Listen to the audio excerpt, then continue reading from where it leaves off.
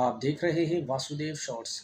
जी, ये मियाँ रज़ा रब्बानी हैं और आइन के बहुत बड़े चैम्पियन हैं। जब अपोज़िशन में थे तो बहुत अच्छे-अच्छे ख़त लिखा करते थे आइन के मुतालिक।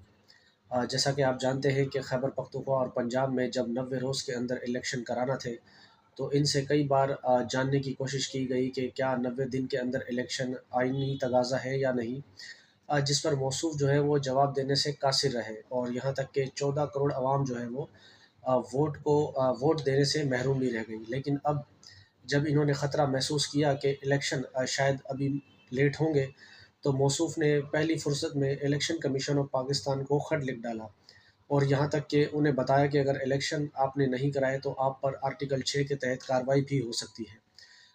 मज़ीद उन्होंने ये कहा कि हुकूमत निगरां बने हुए 6 दिन हो गए हैं, लेकिन अभी तक इलेक्शन कमीशन ने कोई फ्रेमवर्क नहीं दिया, ना ही इलेक्शन की तारीख जो है अनाउंस